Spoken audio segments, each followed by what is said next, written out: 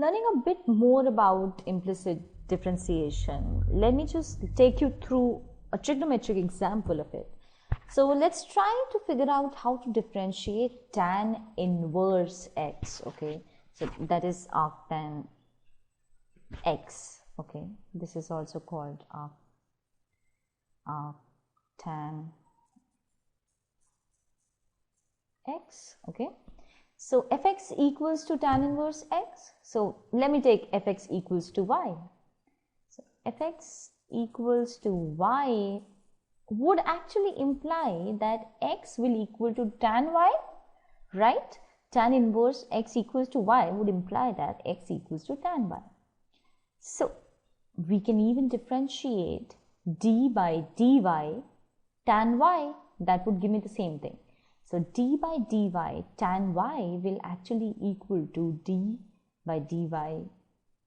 Tan is essentially sine upon cos, so sine y upon cos y, and we could probably use quotient rule out here. So we can use quotient rule out here, and what will we get? We will get d by dy tan y equals to cos y into cos y minus sine y into minus sin y upon cos square y. So that's because you have cos y in the denominator. So denominator, or let me just write down here for you, essentially v u dash minus u v dash upon v square is something that we're looking for, and that's what it's gonna be, okay? This is v, this is u dash, this is u, this is v dash. So minus minus becomes plus. So I get cos square y plus sine square y. Cos square y plus sine square y in the numerator upon cos square y. And this is a very famous trigonometric identity. The sum of sine square and cos square is always 1. So 1 upon cos square y is something that I get. Okay. Now, in case I want to differentiate implicitly, this is something that I did explicitly. How? Because I took tan inverse x as some y and I differentiated in a different manner, okay?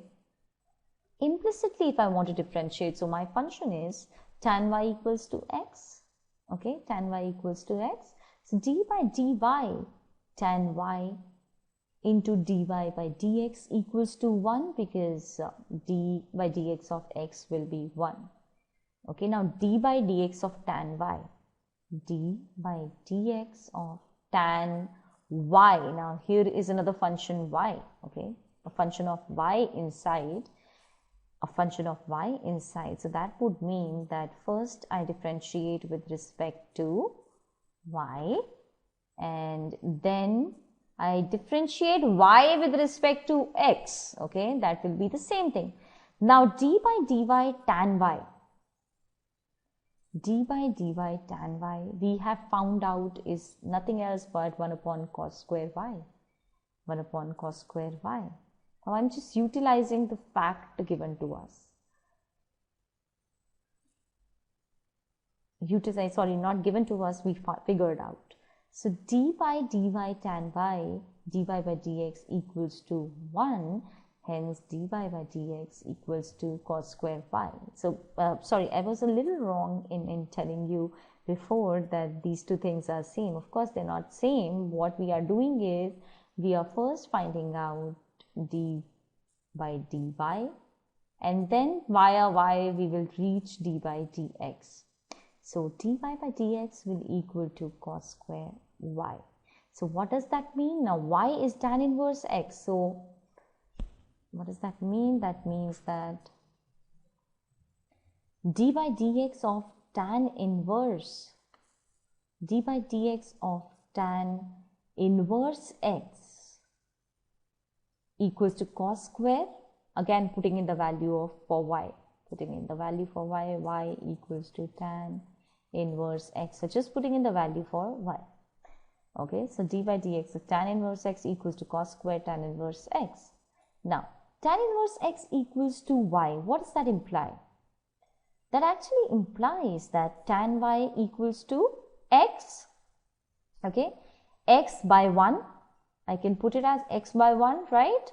And tan I know is perpendicular by base. Tan is perpendicular by base, so that means that my perpendicular is x, and my base is 1, so my hypotenuse becomes under root 1 plus x square. Okay, my hypotenuse becomes under root 1 plus x square, and cos y is base by hypotenuse, that's why I require hypotenuse.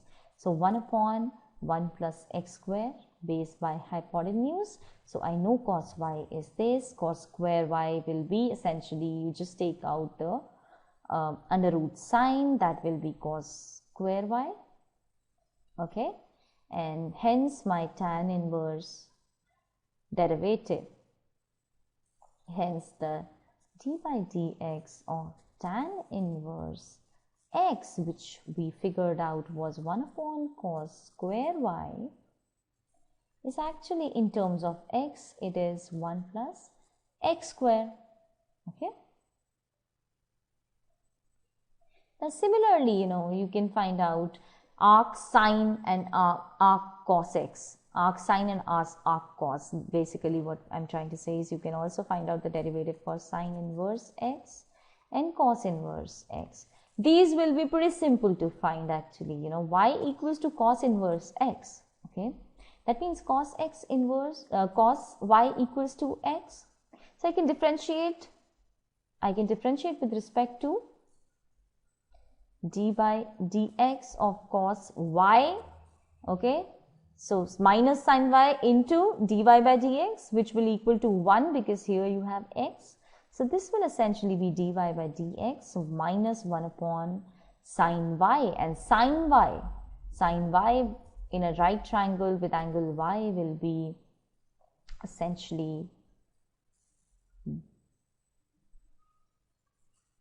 perpendicular upon hypotenuse. So perpendicular upon hypotenuse is, now what is happening here is sine,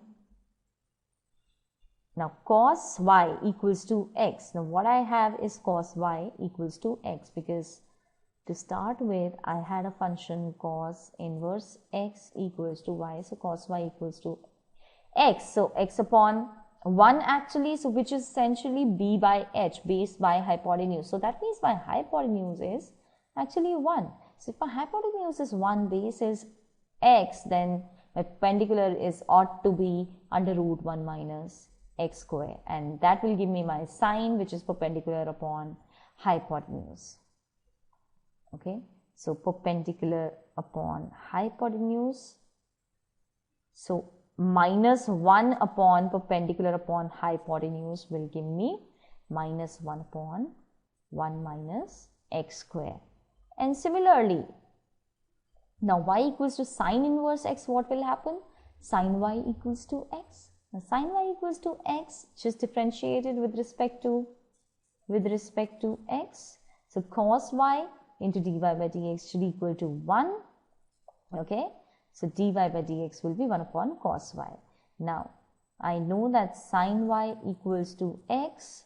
That means this is perpendicular upon hypotenuse. Hypotenuse is 1, perpendicular is x. My base ought to be 1 minus x square under root.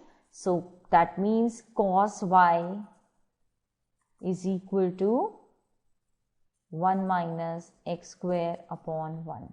Okay, and my dy by dx is 1 upon cos y, so that will be 1 upon under root 1 minus x square.